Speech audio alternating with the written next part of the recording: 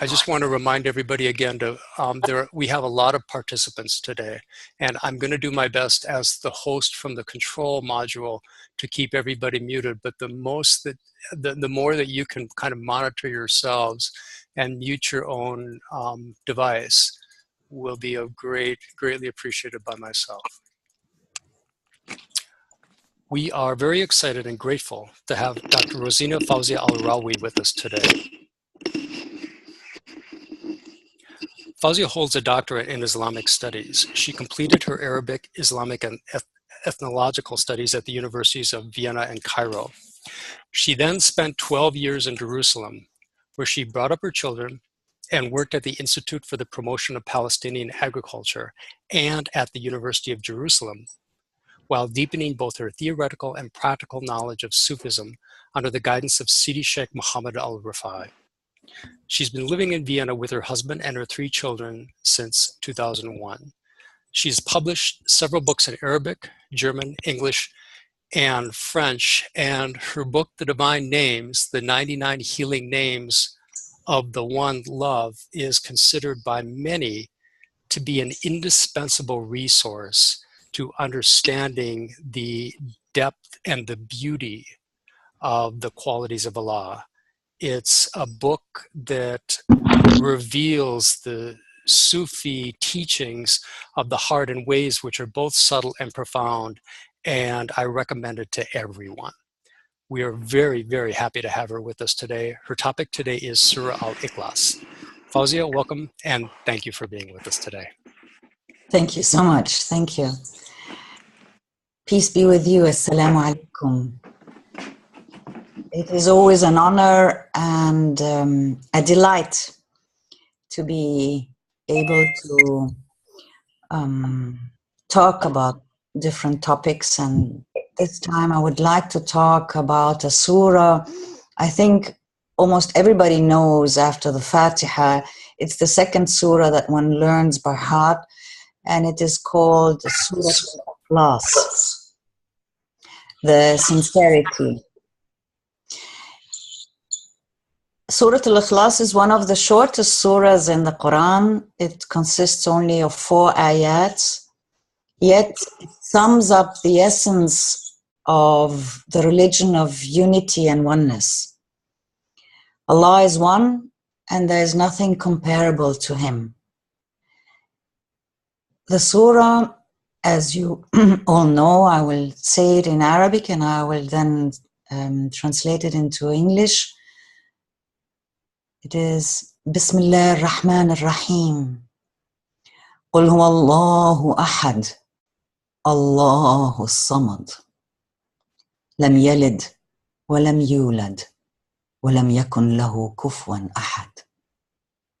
Say, He is Allah, the One, Allah as-Samad, the self-sufficient Master, whom all creatures need and turn to. He neither eats nor drinks. He begets not, nor was He begotten, and there is none co-equal or comparable unto Him. Surah al Ikhlas was received and revealed to the Prophet Muhammad, may the mercy and blessings of Allah be upon him, during the early days of Islam. And it was a response to a question he was asked by the people of Quraysh, the people of Mecca. And they asked him, give us the genealogy of your Lord. Because in that time, the lineage was so important. So they wanted to know the lineage of the Lord. They said, Ansub lana rabbuka. And after that, this surah was revealed. That's why it starts with Qul, say, as an answer to a question. I would like to talk a little bit about the background of that surah and what it played as a role in the society then and now. a man from among the Ansar, and the Ansar means helpers, the people of Medina who opened their homes and lives and city to the Prophet Muhammad alayhi salam and his followers from Mecca. One of those Ansars entered paradise through that surah. With every prayer, he would recite the Fatiha, the Surah al Ikhlas, and then another surah. And the people objected to it and said, why do you do this? You should either recite only this surah or should relieve it and recite some other surah, but not both. And he said, I cannot leave it. Instead, I would rather give up leading the prayers. The people did not want anyone else to lead because he was the most knowledgeable upon them. So they brought the matter before the Prophet. And the Prophet said, ask him, why does he do that? And when they went to ask him, he said, I do that because it describes our Lord. And I love this surah. And I love Allah. And the Prophet answered, حُبُّكَ إِيَّاهَا أَدْخَلَكَ الْجَنَّةِ. Your love for this surah has earned you entry to paradise. The Prophet did not attack the Sahabi, nor did he praise him. It is not wrong or right, but what is important is the intention behind everything we do. The Prophet always taught people around him by bringing them to reflect and think by themselves, and never or seldom gave direct answers. Teaching people is to give them the possibility to reflect themselves. Once a man came to the Prophet ﷺ and said, my wife gave birth to a black child. Neither he or she, his wife, were black. The Prophet said, do you have camels? Yes, answered the man.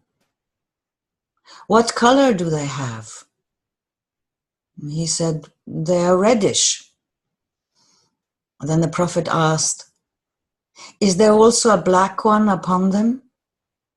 And he said, yes. And the Prophet said, why do you think that one of them is black? And the man answered, maybe one of their ancestors was black. The Prophet did not answer directly, but brought the man to think and reflect himself. Why, when it comes to his camels, he thinks well, and when it comes to his wife, he thinks bad? Some people love a direct answer to their questions. But what is much deeper and efficient is when you let the person participate in the process of finding the answer. And the Prophet has always taught us to do that, to reflect, to let us participate, to use our mind and to use our heart in order to find the answers to questions we carry. Once the Prophet said, who is not able to read a third of the Quran during the prayer? Who can do that? As we know, a third of the Quran are approximately 200 pages. So they all were surprised. Who can read 200 pages in a prayer? And the Prophet said,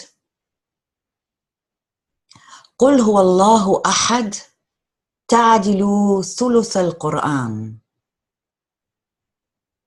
قُلْ هُوَ اللَّهُ أَحَدٌ, this surah is like the third of the Quran, so precious as the third of the Quran.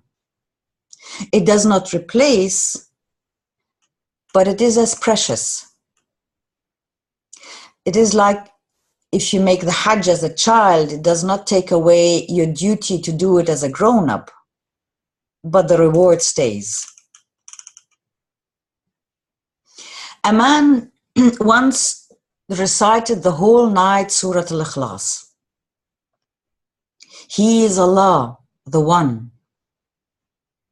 In the morning, he went to the Prophet and informed him about that, as if he considered that the recitation of that surah by itself was not enough. But the Prophet said, "By him in whose hand my life is, it is equal to 1/3 of the Quran." Surah al Ikhlas is also called the Surah of Tawheed, of oneness. It is also called Surah al-Samad, or Surah al-Asas, the basic. But it is also called Surah al-Nur. As a hadith says, إِنَّ لِكُلِّ شَيْءٍ نُور وَنُورُ الْقُرْآنِ قُلْ هُوَ اللَّهُ أَحَدٌ. Everything carries light, and the light of the Quran is قُلْ هُوَ اللَّهُ أَحَدٌ, Surah al-Ikhlas. It is also called Surah al-Tawheed, or oneness. It is the surah that protects from the disease of the heart. And why is it called the third of the Quran?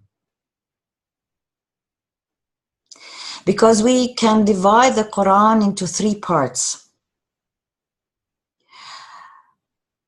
One part, 1/3 of the Quran, deals with Tawheed, with the names and attributes of Allah, like the Surah al Ikhlas. 1/3 of the Quran deals with the stories of the prophets, with heaven and hell. And 1/3 with rules and behaviors, like fasting and Hajj and so on.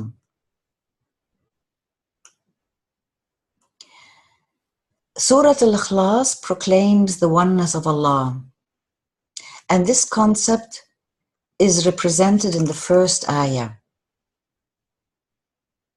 The second ayah declares that Allah is as-Samad, implying that He has all the attributes of perfection. As-Samad is one of the names of Allah. It means the one who everybody turns to, but the one who doesn't depend on anyone. It also indicates that Allah is unlike His creation.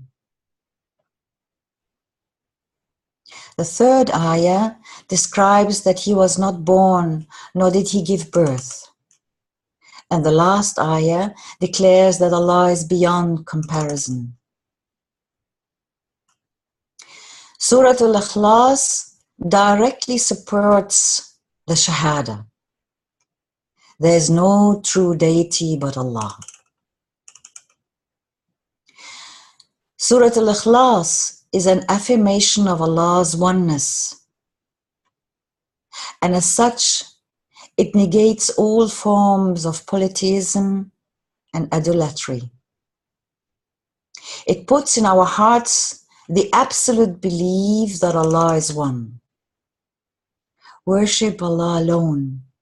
He has no partners, associates, or helpers.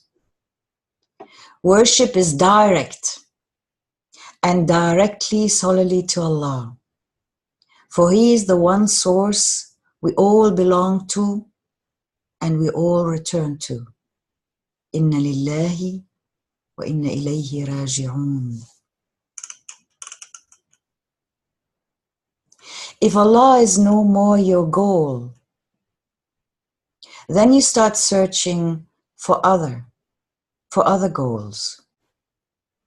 children, body, money, entertainment, and you run after them and give your life to them. Be in the world, but not from the world, is what the Sufis say. Be in the oneness and then work, live in the multiplicity of the world. But if you lose the oneness, you can easily lose yourself in the world.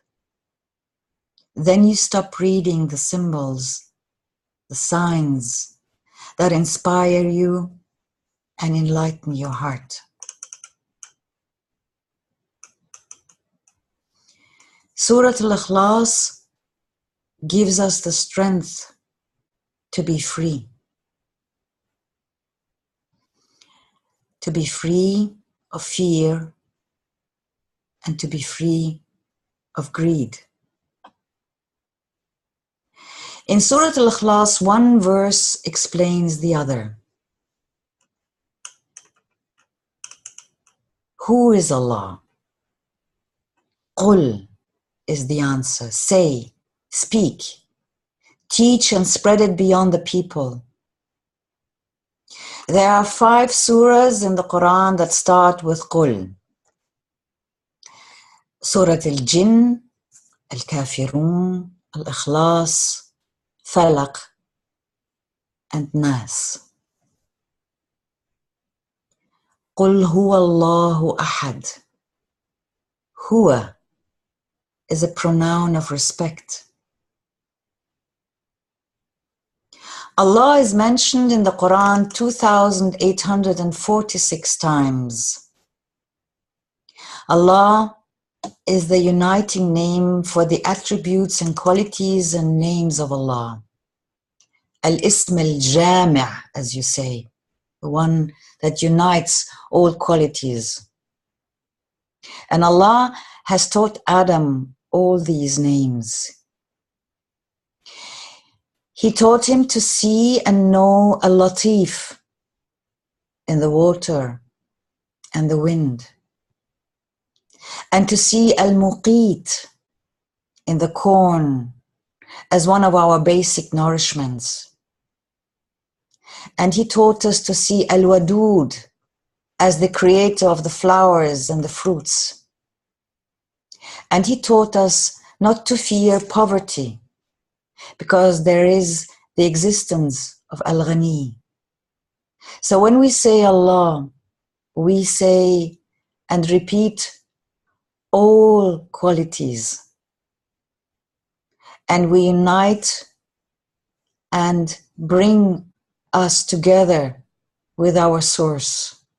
We have orientation in life. Al-Ahad, Qul huwa Allahu ahad, the one. Nothing is else like him.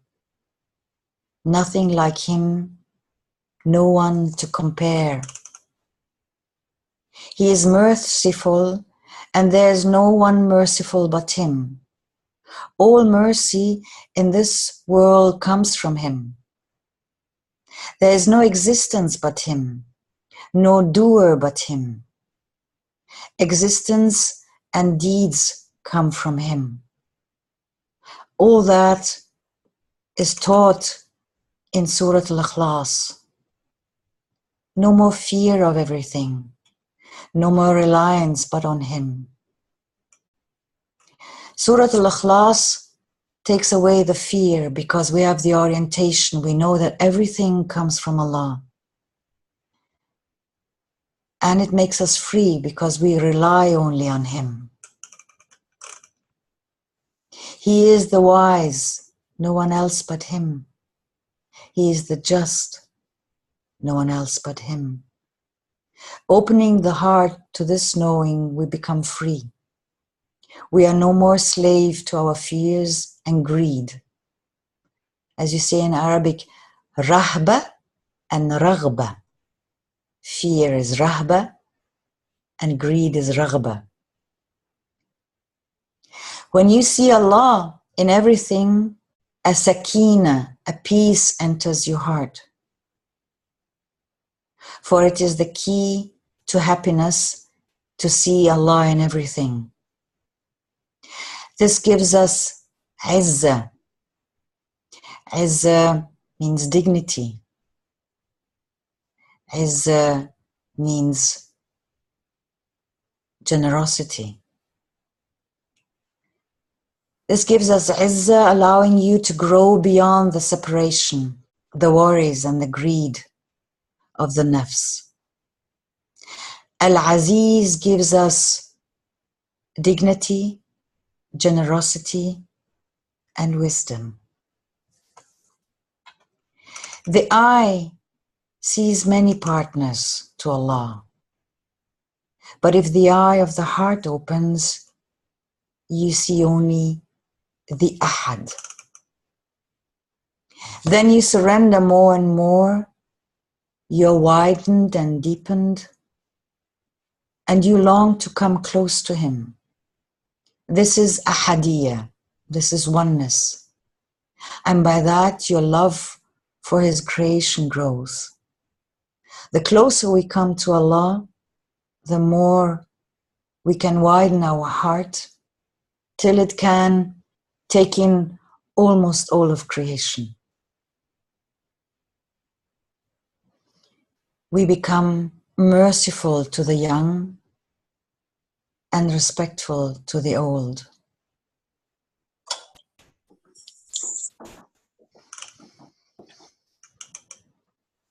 Allah is one in His names and Samadani in His names. Qul huwallahu ahad, Allahu samad. As-Samad has many meanings. The one who is perfect in himself. The one who everyone turns to for every need. The one who is needed by all and does not need anything. As-Samad means His mercy is from His essence. His generosity is from His essence. A car needs different parts, wheels, petrol. If one misses, it does not work. As-Samad is completeness, perfection, omnipotent. Nothing before, nothing after.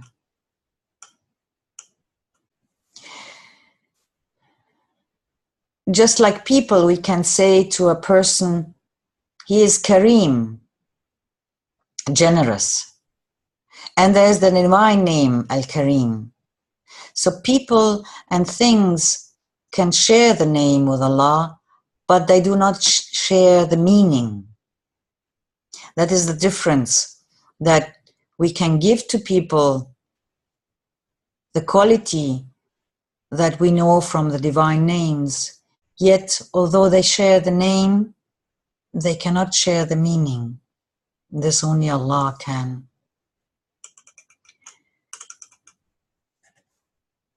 قل هو الله أحد الله الصمد لم يلد ولم يولد.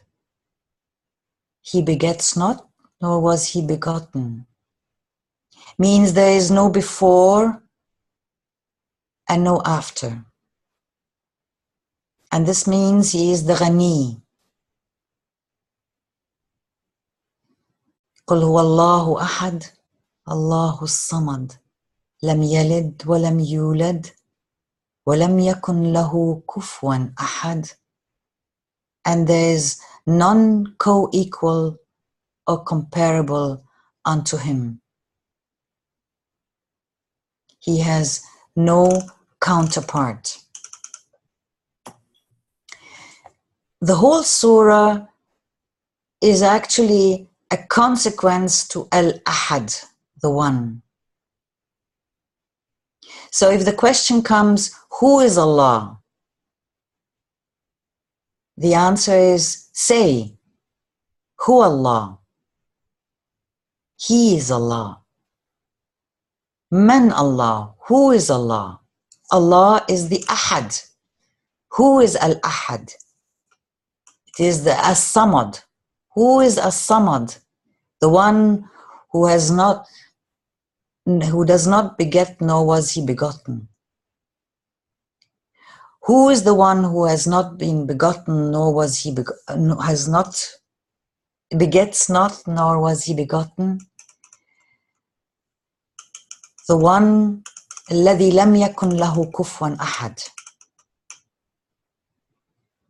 So it is as if one verse is an answer to the other, deepening and deepening, and showing us the attributes of Allah, helping our heart to open and to connect to the one source, teaching us to become free, not to become slaves of our nafs, but to connect more and more to that source and to rely on him completely. That's why Surah al Ikhlas is so precious. If we look at the Quran, we see that the pattern of Surah al-Masad, which is before, continues in Ikhlas. Surah al-Masad has to do with Abu Lahab, who was an uncle of the Prophet, but was the greatest enemy against the Prophet. So after Surah al-Masad, it is as if Allah is saying to the Prophet, don't worry about Abu Lahab, but teach the people oneness. Go ahead and teach. The Prophet himself always started his day with reciting Surah al Ikhlas in the first rak'ah, and in the second rak'ah, Surah al-Kafirun. And he ended his prayers in the evening again with Surah al Ikhlas in the witr. The two surahs, Surah al-Kafirun and Surah al Ikhlas, are often called Suratay al-Ikhlas, both as Ikhlas. The first is a separation, and the second one is a confirmation. The first one, the Surah al-Kafirun, is the surah that says, you believe that there is no oneness, and my religion talks about oneness. And Surah al-Ikhlas confirms that oneness, explains to the people, and spreads that oneness. I would like to stop here and give you the possibility to ask questions if you have some. If anyone has a question, you could unmute yourself and ask Fawzia.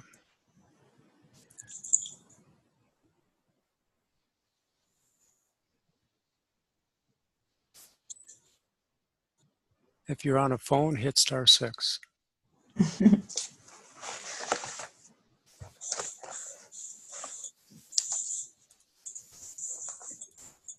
Assalamu alaikum, Fawzia. Wa alaikum assalam. How are you? This is Hamid. Alhamdulillah, I'm fine, thank you. Is it Lam Yalid wa Lam Yulan a main difference with Christians because of the Prophet Isa alayhi salam being the son of God, and Allah never had children? Is that the case? It is, what it says clearly is there was nothing before and there was nothing after. There will always be Allah, and therefore by that there is not like we human beings who die and then or who have children to continue. It is to show that Allah has different qualities, not to be compared with us human beings or with creation. And definitely it is also referring to what is said in the Jewish religion and in the Christian religion, explaining that there is no son, no partner to Allah. Yes, it is clarifying oneness again and the immanent and transcendent oneness of Allah. Thank you, Carla. Thank you. You're most welcome.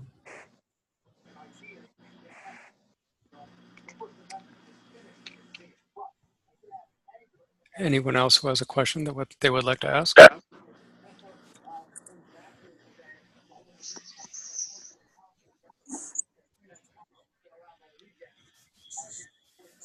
Assalamu alaikum, Fawzia. This is Rebecca. Assalamu alaikum. Alaikum assalam. I'm just wondering, you were referring to the Prophet sallallahu alaihi wasallam. Yes. You said the evening prayer, he said Ikhlas and Witr. Would that be Maghrib or Isha? If you say the last prayer, so it means after Isha. So usually you do Isha, then the Fard, then you do the Sunnah, then you do Nawafil, and then you do Witr as the last one. The Witr is always the prayer with which you end. And the Prophet ﷺ in the last rak'ah, because Witr can be done 1 rak'ah or 3 rak'ahs. So in the last rak'ah, the Prophet ﷺ would always read Surah al Ikhlas. Until now, people do it like that, that in the last rak'ah of the Witr, they read Surah al Ikhlas. And it is also that, for example, when you enter into a mosque and there's a greeting prayer which consists of 2 rak'ahs, and traditionally it is Surah al Ikhlas and Surah al Kafirun, with which you make this greeting of the mosque. Again, putting yourself into the quality of unity. What for us is so important, or what is so clear in that religion, is the absoluteness of that oneness. It has never been that clear as in Islam, the oneness of Allah. And because it is the last religion, the last prophet, the last revelation, Allah so clearly repeated that, so that we do not forget, as we have been told before we were born, Alastu bi Rabbikum, which is called the fundamental revelation. Allah has sent messengers and prophets to remind us when we forgot as human beings, as the project of human beings as we are. He sent messengers and prophets to remind us not to worship anything else. So whenever we forgot, a messenger was sent to the shores of this world to remind us again. And the Prophet Muhammad ﷺ, last reminder, and that's why in this last letter, if I may say so, in the Quran, Allah made it so clear, the oneness, the onlyness, so that we may never forget again.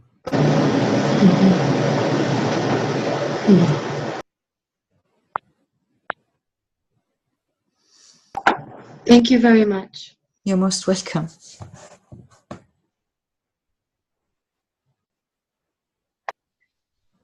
Sorry, I muted a few people. We were getting some background noise. If there anybody else that has a question? Assalamu alaikum, Fawzia. Alaikum assalam. Thank you so much for your talk. I have a question about one of the names of Allah. It's not necessarily related to Surah Ikhlas. Is it okay to ask? Sure. So basically, when I'm part of a Sufi community here, Shadiliya community here in San Francisco, where we recite the 99 names of Allah and on a regular basis. And whenever I see one of the names of Allah, that really resonates with me, I somehow have an intuitive understanding of how I want to apply it, or what it is that I need to work on in the moment. There's one particular name that came up for me yesterday where I'm kind of having a difficult time understanding, and since I know that you also wrote a book about the qualities of Allah, maybe you might be able to help understand the meaning of it a little bit better. And the name was Al-Warith, Yes. the inheritor.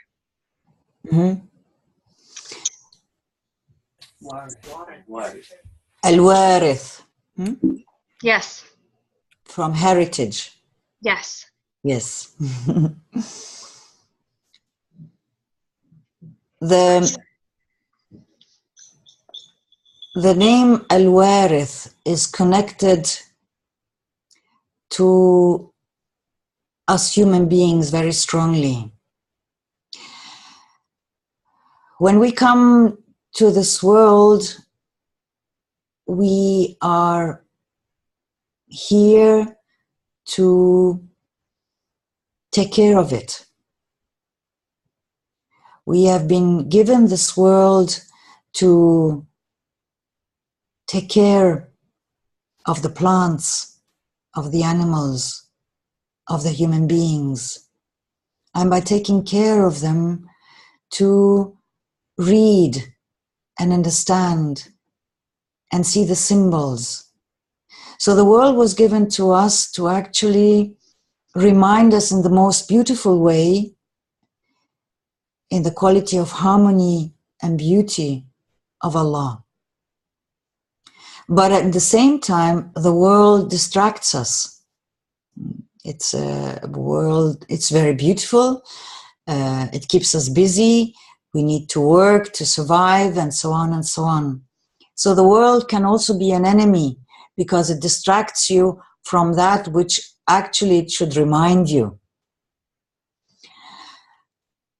Allah has created this universe for us human beings, so we are the core of creation. And at the same time, when we know who we are, and we know that everything comes from one source and comes back to that source, when we have that orientation, when we have an aim in this world, when we know inside there is oneness, there is Allah, then we can deal with multiplicity outside.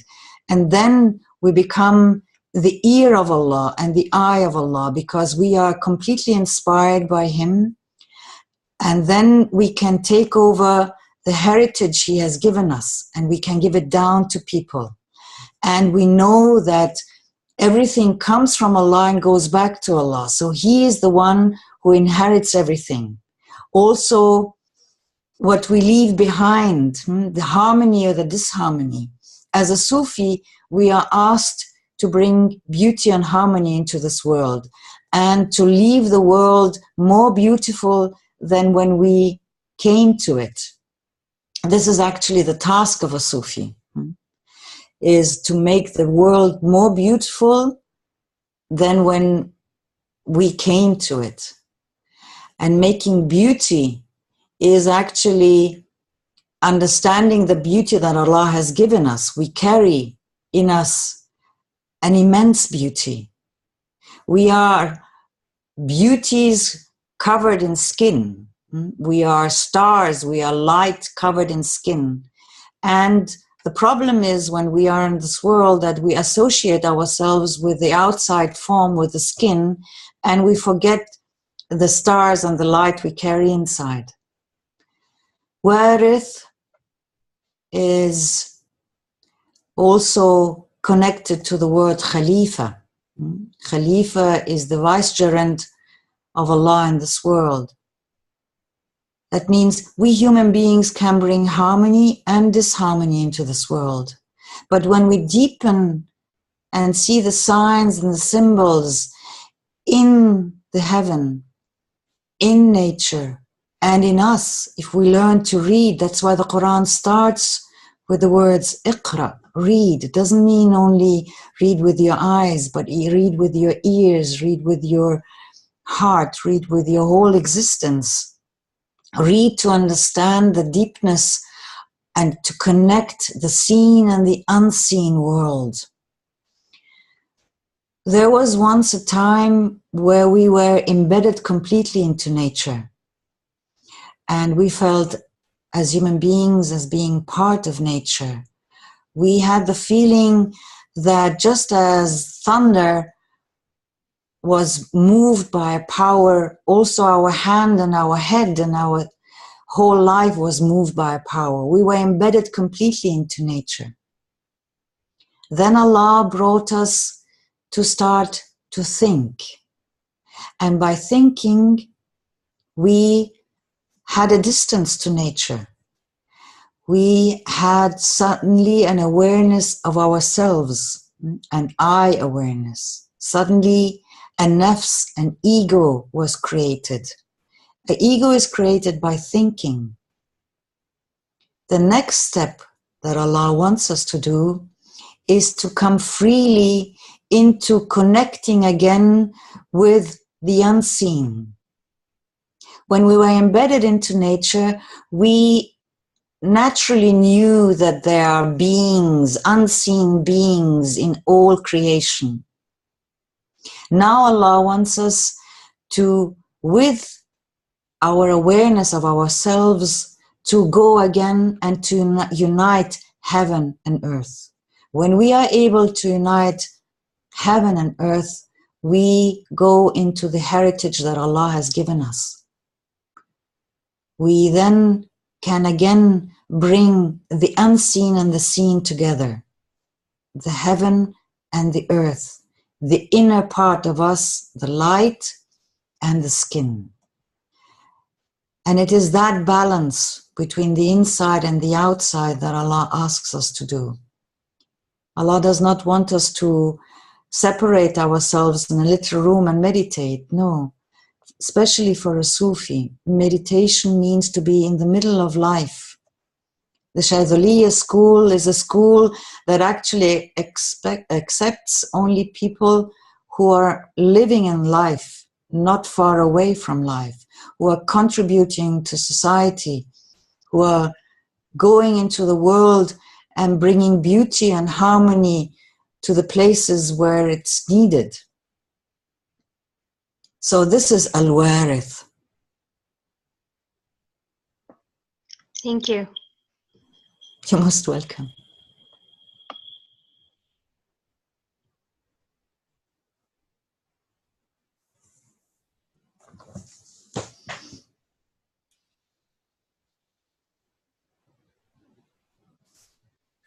If anyone else has a question they would like to ask. Assalamu alaikum, Fawzia. Wa alaikum assalam. This is very beautiful and helpful what you're sharing, alhamdulillah. And I just wanted to ask you, along this line about it being our job as Sufis to bring forth the beauty and the harmony and the sitting with this about the absolute oneness of Allah. I know from studying the teachings that it's also in the human nature, the way that Allah created people to argue with each other. Mm-hmm. And, and out of those arguments, oftentimes there's violence and, ways that people hurt each other. And we can see so much of that in our world today. So I'm just wondering if you can say something about how to be with that. Especially in the bigger context. I mean, we can work to create beauty and harmony in what we can do in our own lives, but in the context of all of the violence in the world at large, really how to hold that and how to be with that and how to walk with it in a way that can help ourselves and help the world. Well, we as human beings definitely can't decide when to come to this world. So every one of us comes in a specific period of time and sees the world as it is. So you can come in a time where there are wars, you can come in a time where there are crises, you can come in a time where everything is booming. We don't know when we come. The question is not how we find the world. The question is, what part do we play in that period that we are living in? And Allah has given us the quality to choose. We have a free will. He has given us the Najdain, as it's called, which means He has given us a mind to reflect and a heart. Between these two, we can decide, reflect, and see what we want to be. And He has given us the possibility to be a kafir or a mu'min. We have both, the capacities for both. So as I said, I cannot choose when and where I'm living, but I can choose how I want to enter into that world that I'm in. Do I want to bring darkness or do I want to bring light? And I do have to understand that there will never come a time where everyone will be of the same, convinced of the same things, or think the same way. There will always be people who are different, who think differently. There will always be people who have different opinions, different ideologies. There will never be a race of human beings that all think the same. And this is mentioned in the Quran, that there will always be differences. But how do I deal with these differences? How do I deal with somebody who comes to me and has a completely different way of thinking of things, in a way that annoys me, in a way I cannot understand or I do not want to understand? Meeting someone, being with someone can always be taken as a teaching.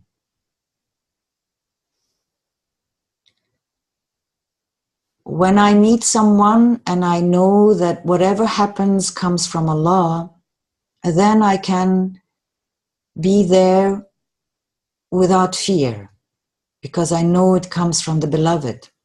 He has put me in that situation. He has given me that in order for me to understand something. And we have to know something, that the rule of the soul is different than the rule of the nafs. The aim of the soul is to come close to Allah, to be free. And for that, it can have situations that are uncomfortable for the nafs, but they are given so that the soul can shine through us. So the nafs wants its wishes to be fulfilled. It wants to be happy. And happiness means that my wishes should be fulfilled. The soul longs for unity. The soul longs to serve Allah. And often in our lives, we are confronted with people, we are confronted with situations that we call problems, but they're actually gifts. And that's why, as a Sufi, we work on the level of our willpower. It's the willpower that we work on. If we surrender completely, then you will not see a problem. The problem is there when the nafs says, no, this is not the way I wanted things, this is not the way I expected things. The moment you can say, whatever comes from Allah is wonderful, then there's no problem. And that's where we work to, and that's why where the soul wants to come to, so that your will and Allah's will become one.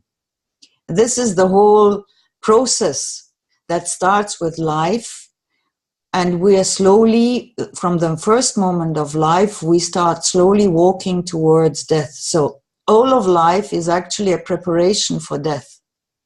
And death means that I'm more and more able to surrender into the arms of Allah, knowing that I will never fall out of His love. When we know that, and this is why the Sufi path is called the path of love, when you know with certainty that you will never fall out of the love of Allah, then you can gently surrender to everything that comes. That does not mean that one should not stand up against injustice. There will always be injustice, justice and injustice in this world. The thereafter is the land of justice.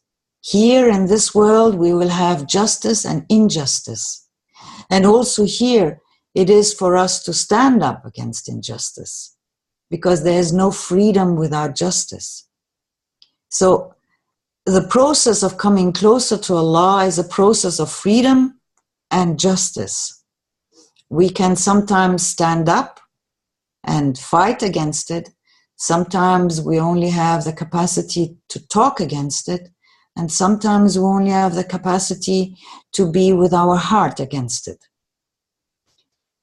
So the process of freedom and justice and working on our willpower and surrendering and trusting more and more into Allah, is that what makes us happy.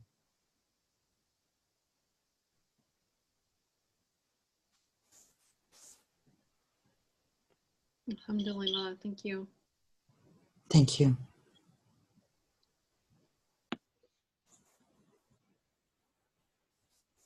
We have time for one or maybe two more questions if somebody would like.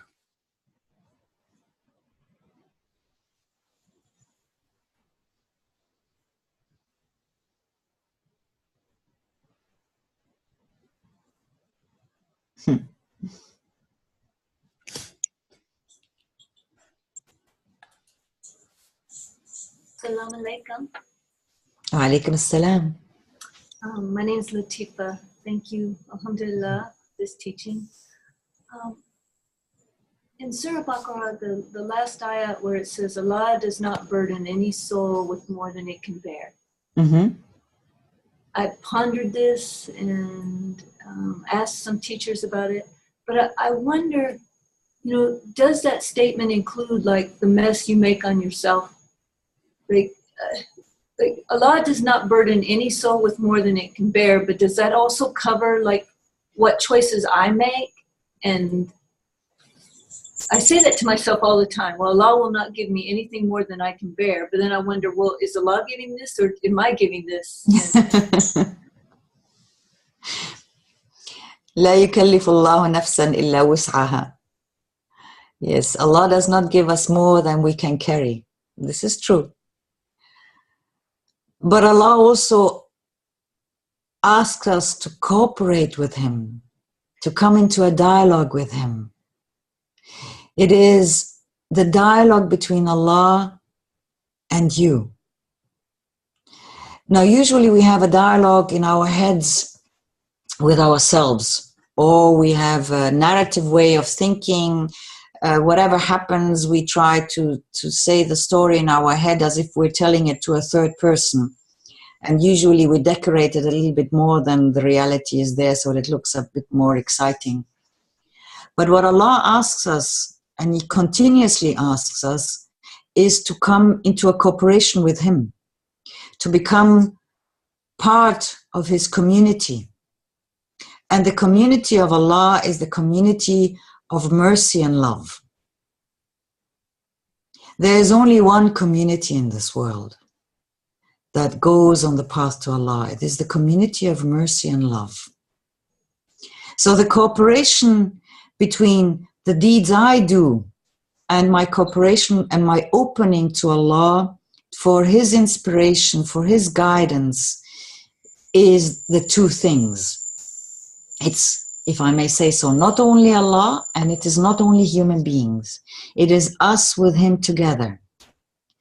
Otherwise, if we say everything happens and I have nothing to do with it, then I cannot take responsibility because nothing comes from me. No, it is a cooperation between the two. That's why Allah asks us, talk with me, cooperate with me. And He gives us all the time hints and to talk with Him. So sometimes these hints come through walking in nature. Sometimes it comes when we talk with somebody. Sometimes when we go into the supermarket. These things that come to you are hints. So if you see in everything Allah, you can see that everything is there to inspire you, to let you come into the community of Allah, community of mercy and compassion and love. That's why Surah al Ikhlas is so important, because it reminds you that everything comes from Allah and that you are there when you smile at someone. You are actually cooperating with Allah. You become then a real servant of Allah if you see Allah in everything. So if we do not do that, and then we create more burden than we can carry. But it is not the burden that Allah has given us. It is the burden we have put on ourselves. And then often it can be too much. That's why, again, Surah al Ikhlas is so important, to repeat it, to connect, to repeat 1,000 times when you walk in the streets, when you smile at someone, when you pick up a stone because you're afraid that somebody might drop over it, when you donate to the poor or whatever. You are doing it because you're a servant of Allah, because you love Him and because you see everything in Him, and because you know that by being connected to Him, you are in the quality of happiness.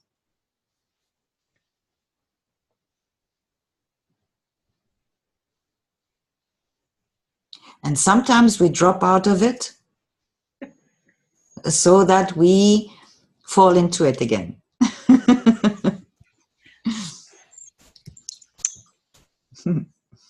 Thank you. Thank you. And we've reached the top of the hour. It's midnight in Vienna. And Fawzia, for everyone in our Tariqa, I just want to express our profound and deepest gratitude to you for spending this time with us today and for everything that you give to us always. And we're very thankful to have had this opportunity to be with you. Thank you so much. It was an honor to be here. And I feel like Cinderella because now it's 12 o'clock and I'm leaving.